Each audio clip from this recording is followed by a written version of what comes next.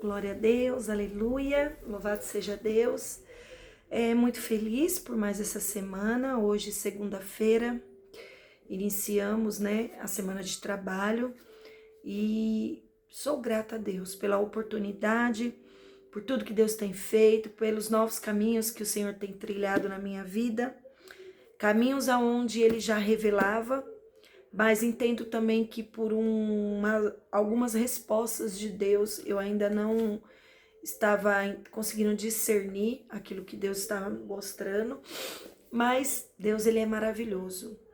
Deus, Ele é fiel, Ele honra com seus filhos, com aqueles que o adoram, com aqueles que o buscam, com aqueles que têm o desejo de agradar, de estar na presença dEle, de fazer a vontade dEle, de obedecer a Ele. Deus tem sido muito bom. Muitas coisas Deus tem feito em minha vida em tão pouco tempo, coisas que eu vivi muitos anos confiando que um dia aconteceria, porque sempre estive debaixo de promessas de Deus, mas que não aconteciam. Se passou anos e não aconteciam. Mas eu entendo que mesmo não acontecendo, porque eu não estava no propósito, no centro da vontade de Deus, em todo tempo Deus continuava cuidando de mim, cuidando dos meus filhos, cuidando da minha família.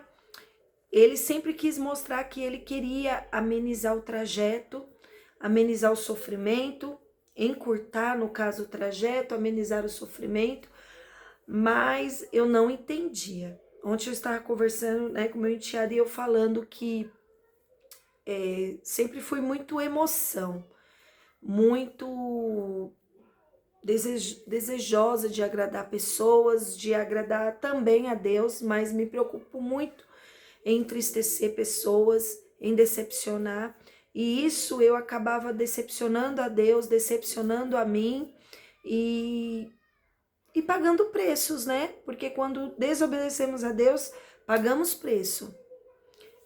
Vivemos debaixo, às vezes, de escravidão que não vem de Deus, que o homem impõe sobre a nossa vida e a gente, por querer agradar, se sujeita. Louvado seja o nome do Senhor. Mas Deus, Ele conhece o coração do homem. Ele conhece a nossa sinceridade, o nosso desejo, como eu disse, de agradá-lo. E Ele, da mesma forma que permite você entrar em cativeiros, Ele te liberta. E quando Ele te liberta e Ele começa a te revelar aquilo que Ele tem para fazer na nossa vida, aí nada mais pode impedir o trabalhar de Deus. Nada. E é assim que Deus tem feito. E eu glorifico a Deus por isso. E hoje eu estava lendo uma palavra, pedi para o Senhor falar comigo, falar com o seu povo no dia de hoje. E Deus, Ele me trouxe aqui o livro de Jonas. Mas eu quero ler o finalzinho do capítulo 4, a partir do verso 10. E disse o Senhor: tiveste compaixão da boboeira, na qual não trabalhaste nem fizeste crescer, que numa noite nasceu e numa noite pereceu? E não hei de eu ter compaixão da grande cidade de Nínive, em que estão mais de 120.000 homens, que não sabem discernir entre a sua mão direita e a sua mão esquerda, e também muitos animais? Essa foi a resposta de Deus a Jonas, depois de uma oração, de um questionamento que Jonas fez ao Senhor. Aqui nós conhecemos essa passagem do livro de Jonas, uma passagem muito citada, principalmente o capítulo 1, que fala sobre a desobediência de Jonas, aonde ele recebeu uma ordem de Deus para que ele fosse, louvado seja o nome do Senhor, a grande cidade de Nínive, para clamar contra ela, louvado seja o nome do Senhor, porque a malícia daquele povo havia chegado às narinas de Deus. E todos nós conhecemos que Jonas, ele levantou e ele temeu, porque ele conhecia aquele povo, ele conhecia a fama daquele povo, de um povo mau, de um povo que matava os profetas que não obedeciam a Deus, que viviam no meio do pecado. E Jonas, ele teve medo, porque ele iria ser ali um profeta. E ele iria chegar ali para clamar contra aquele povo, para falar da mensagem que Deus havia mandado ele levar para aquele povo. Então ele temeu. E é natural muitas vezes. Mas hoje eu entendo que quando Deus ele manda você clamar, quando Deus manda você profetizar, quando Deus manda você ir falar algo em nome dele, ele garante, ele te protege. Nada pode acontecer e nada vai acontecer. Somente vai acontecer aquilo que Deus determina. E Jonas, ele não teve essa visão. Ele só conseguiu enxergar o que poderia acontecer de ruim. Ele não teve a visão que Deus havia ordenado ele. E que se Deus havia ordenado ele, Deus garantia. Ele não conseguiu enxergar que ele estava indo ali fazer um bem para aquele povo. Ele conseguiu enxergar somente coisas ruins. E com isso, ele fugiu do percurso de Deus. Aqui a palavra de Deus diz, ainda no capítulo 1, que e descendo a Jope, achou um navio que ia para Tarsis, pagou, pois, a sua passagem e desceu para dentro dele, para ir com eles para Tarsis, de diante da face do Senhor. Aqui, Jonas, como fala, ele desceu ali a Jope, ele chegou ali e ele viu aquele benefício daquele navio que estava saindo para Tarsis. Louvado seja o nome do Senhor. Então ele resolveu sair do ciclo, sair do caminho que Deus havia ordenado a ele. Ele resolveu seguir o seu próprio caminho, a sua própria vontade, a sua própria necessidade, aquilo que ele achava que seria o melhor para a vida dele. Louvado seja o nome do Senhor. Sendo que nós não temos este poder de prever o nosso futuro. Nós nunca sabemos o que é melhor para a nossa vida. Nós traçamos metas, traçamos destinos, mas muitas vezes esse destino não vai nos levar para o que é melhor para a nossa vida. Ao contrário, ele vai fazer com que nós saímos do propósito de Deus. E ainda, se nós sairmos e no meio do trajeto, você se arrepender, pedir perdão para Deus, mesmo fora da rota, você ainda fazer algo que Deus ordena, Deus ainda ameniza. Mas Jonas não, ele saiu do caminho, ele saiu da rota, louvado seja Deus, e ele foi descansar. Não foi fazer nada para Deus, nada. Louvado seja o nome do Senhor. Ele foi descansar, porque ele achando que se escondendo de Deus, Deus não iria achá-lo, não iria agir e nada iria acontecer. Ele ia chegar no destino que ele havia traçado. Aleluia. Muitas vezes é assim. Muitas vezes o homem, o ser humano foge do centro da vontade de Deus e ele não quer fazer mais nada para Deus, nada. Além de estar como um desobediente, ele é um rebelde. Ele não quer fazer mais nada para Deus. Ele quer estacionar, ele quer dormir, ele ainda quer ter privilégios, ele ainda quer viver milagres, mas ele não quer fazer nada para Deus. E a palavra de Deus diz que um abismo chama outro abismo. Quantas pessoas estão aí fora, conhecedores da palavra de Deus, que já pregaram o evangelho, que já viveram experiências com Deus, que já recebeu grandes coisas de Deus, mas que saíram do propósito de Deus, não só na desobediência do trajeto ou do que falar em nome do Senhor, mas na desobediência de 100% se corromper ao pecado, de mergulhar no pecado, de mergulhar na vontade da carne, na vontade dos vícios, na vontade de coisas que entristecem a Deus, da língua pecaminosa, dos olhos, dos ouvidos, das mãos, e se corrompe de vez. E quanto mais profundo nós mergulhamos no pecado, é muito mais difícil de sair. Não é impossível, mas é difícil. É difícil, por isso que nós temos que estar na torre de vigilância, por isso que nós temos que estar, enquanto estamos de pé, ouvindo Deus falar.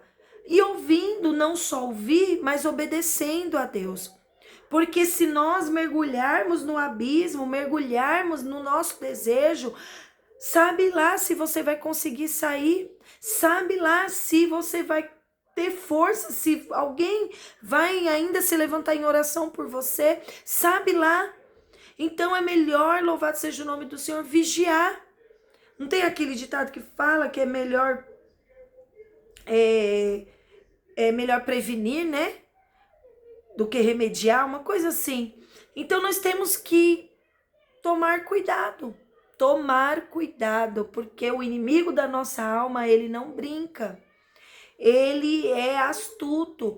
Eu vivi e vivo experiências com Deus que, se não estiver debaixo da misericórdia dele, porque nem o meu discernimento muitas vezes consegue entender, mas se não for a misericórdia dele para esfregar assim, ó, na minha cara, eu não consigo entender, porque eu tenho este defeito e ao mesmo tempo qualidade de confiar nas pessoas, de achar que tudo é Deus. Eu tinha, né? Porque graças a Deus o Senhor está me libertando disso.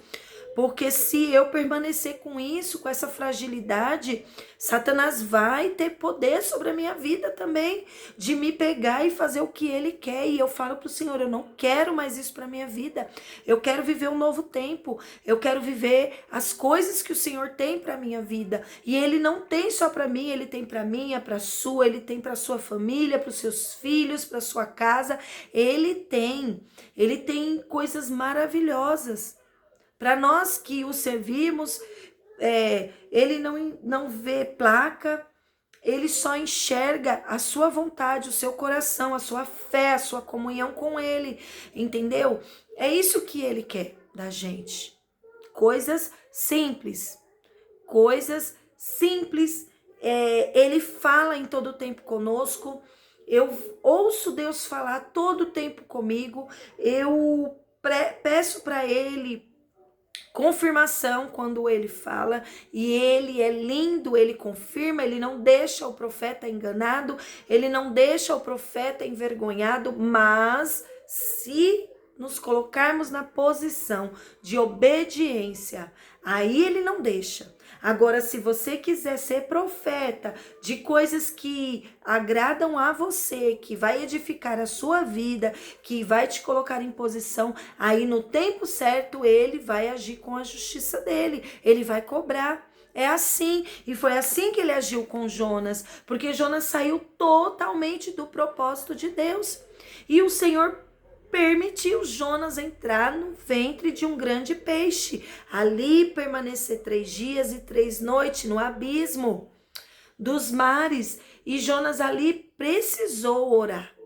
E ele precisou orar com fé. E Deus, ele ouviu a única oração registrada aqui na palavra de Deus que Jonas fez. Jonas não precisou de fazer campanha, sabe? Aqui não fala que ele precisou de jejum, ele só precisou das palavras certas, das palavras sinceras perante a Deus. Porque quando Jonas ele se apresentou em sinceridade, em dependência de Deus, Deus ele deu ordem para que aquele grande peixe vomitasse Jonas na praia. E isso aconteceu. E Jonas foi liberto, ele teve uma nova oportunidade. Mas mesmo nessa nova oportunidade, Jonas murmurou, porque ele queria que Deus, assim como ele obedeceu a Deus, ele queria que Deus obedecesse. Ele queria que Deus cumprisse, que Deus destruísse aquele povo. Mas Deus, ele agiu com misericórdia. a mesma misericórdia que ele agiu com Jonas dentro do ventre do peixe. É assim na nossa vida. Deus age com misericórdia todos os dias, mas nós não queremos que Deus haja com misericórdia contra os nossos inimigos. Entendeu? Eu conheci uma mulher que ela trazia ensino pra gente, e ela pegava e falava que escrevia assim, que mostrava assim a palavra de Deus na oração dela e falava assim: Deus, olha aqui essa pessoa que está me afrontando, age com a sua justiça. Senhor, não deixa que essa pessoa venha sobressair, mas que o Senhor venha agir. Era uma oração com ira, porque ela queria colocar Deus na parede para Deus fazer o que ela queria que ele fizesse. Ela não queria a misericórdia de Deus sobre a vida daqueles que perseguiam ele. E isso é muito triste. É muito triste para o cristão. Muito. Porque mostra que nós não aprendemos nada de Deus. Nós não aprendemos nada de Jesus Cristo. Nós não aprendemos nada que ele é sim misericordioso. Aí quando alguém do mundo abre a boca para falar assim: nossa, roubou anos, matou e hoje é cristão, será que verdadeiramente se arrependeu? Nós damos essa brecha para que o mundo fale isso do povo de Deus. Mas muitas vezes nós mesmos dentro da igreja fazemos isso. Julgamos, colocamos Deus na parede. Deus, o Senhor vai ter que agir com justiça. O Senhor vai ter que fazer. Não, ele não tem que fazer. Ele faz se ele quiser fazer. Se ele achar que tem que fazer, ele vai fazer. Porque imagina se Deus agisse segundo os nossos pecados sobre as nossas vidas. Se Deus não tivesse misericórdia de nós. Se Deus não estendesse a mão para nós. Se Deus nunca mais acreditasse em nós. Imagina se isso acontecesse. Como nós estaríamos? Nós não estaríamos mais aqui, nós já teríamos perecido. Olhe lá se os nossos filhos estariam aqui. Mas a gente se esquece disso. Quando nós estamos com o microfone na mão, quando nós estamos num púlpito, quando nós estamos falando de Deus para alguém, falamos facilmente sobre isso. Facilmente. Mas no dia a dia, no cotidiano do nosso dia, nós agimos totalmente errado. Entendeu? Entender que Deus vai agir com a sua justiça, isso nós entendemos, vai, porque existe a lei da semeadura, tudo que plantamos, nós vamos colher. Então, se plantamos coisas ruins, não tem como colher coisas boas. Isso é certo, mas não você orar com fúria. Você orar com sede de justiça.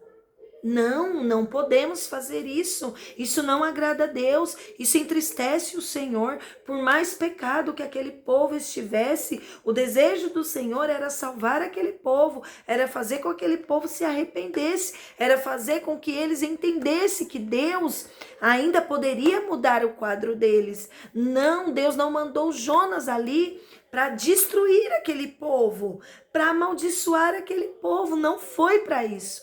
Então Deus não nos levantou para isso. Nós não somos juízes, somos servos. Nós não somos juízes. Enquanto agirmos como juízes, vamos também ser julgados pelos nossos atos, vão ser pesados os nossos pecados, os nossos feitos. Então, é melhor agir de misericórdia, é melhor obedecer, falar sim o que Deus mandou. Porque hoje em dia, o que mais vemos, eu já passei em muita igreja, seja congregando, seja fazendo algo de Deus, e o que mais tem é os profetas covardes, é o que mais tem, a igreja está morta. Não generalizo, não falo de todas, mas muitas estão mortas. Muitas não se levantam mais. Profeta, porque ele tem medo, porque ele acha que ele não tem que falar, sendo que é necessário, se for em nome do Senhor, é necessário.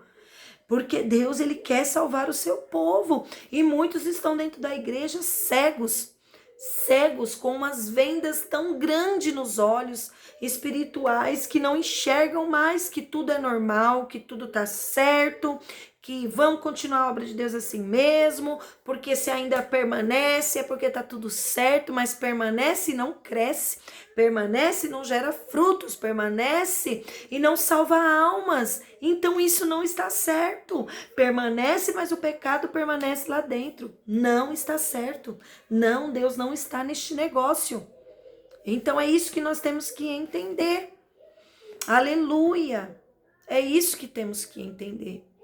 Estarmos atentos à voz do Senhor, obedecer, não ser Jonas desobediente, não ser Jonas questionador, não ser Jonas fazer a sua vontade, mas ser servo de Deus. Porque o servo ele obedece, o servo não questiona, o servo faz mesmo quando doa, mas ele sabe que Deus vai fazer algo. É isso que nós temos que ser servos. E eu todos os dias falo, Deus me ensina a ser serva, me ensina a ser humilde, me ensina a pedir perdão quando é necessário pedir, porque eu erro ainda, porque eu sou falha, mas eu sei que se eu me arrepender e se eu pedir perdão, o Senhor também está disposto a me perdoar. E é isso. E tudo vai caminhando. E você vai crescendo, porque eu olho para trás e lembro de como eu iniciei minha trajetória com Deus e como eu estou hoje. Eu falo, verdadeiramente Deus é na minha vida, verdadeiramente Deus me livrou de cativeiros, verdadeiramente. Hoje eu me alegro com Deus, eu sei que eu ainda terei experiências, que eu ainda viverei dias difíceis, mas eu sei que na mesma forma que Deus está comigo nos dias bons, Ele estará comigo nos dias difíceis. E tá tudo certo, tá tudo maravilhoso. Eis-me aqui, Deus. Me ajuda, me sustenta, me leva, me guia, me dá sabedoria, discernimento. Rabastu e canta lá, me dá estratégia, me dá. É só isso que você tem que pedir. Me dá, Deus, me dá estratégia, me dá sabedoria, me dá discernimento, me dá poder. Poder que vem do céu, que vem do alto, que muda a história, que quebra cativeiros, que liberta o homem. Me conceda, Pai, se o Senhor assim achar graça na minha vida, é isso. E Ele vai fazer. Porque nós somos instrumentos nas mãos do Senhor. Jesus disse que nós seríamos usados, que nós pisaríamos em escorpiões, em serpentes, que em nome dele nós libertaríamos, nós iríamos fazer milagres e prodígios. Mas do que vale tudo isso se não recebemos a nossa salvação? Então é isso, é um conjunto. É obedecer, fazer, agir, na hora certa se calar e viver milagres. E naquele grande dia ser chamada pelo Senhor. E é isso que vai acontecer para todos aqueles que se colocam na brecha, na vontade de Deus. Amém? Essa é a palavra que Deus colocou no meu coração. Eu muito me alegro, porque o Espírito Santo de Deus é lindo, ele flui na nossa vida, ele nos ajuda e nos dá força. E que ele continue fazendo assim nas nossas vidas. Continue trabalhando até o dia que o nosso Jesus vier nos buscar. Então vamos orar para agradecer. Outra hora, trago outra palavra. Peço a Deus que eu alcance aquilo que eu tenho buscado, para que eu consiga mais vezes fazer live, mais vezes pregar do amor de Deus. E assim o nome dele ser glorificado. Vamos orar. Soberano Deus e amado Pai, é no nome de Jesus que eu oro.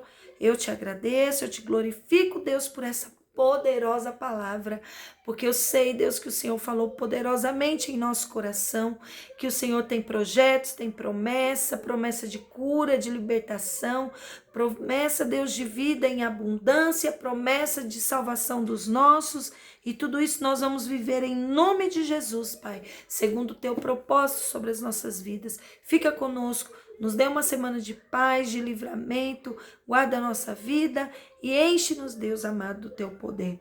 Assim nós oramos e nós te agradecemos. Fica conosco, Que todo mal saia, que toda seta maligna saia, que toda palavra de confusão, toda dúvida saia, em nome de Jesus, e que o teu nome seja glorificado. E assim eu agradeço por esta manhã e por esta rica oportunidade em nome de Jesus.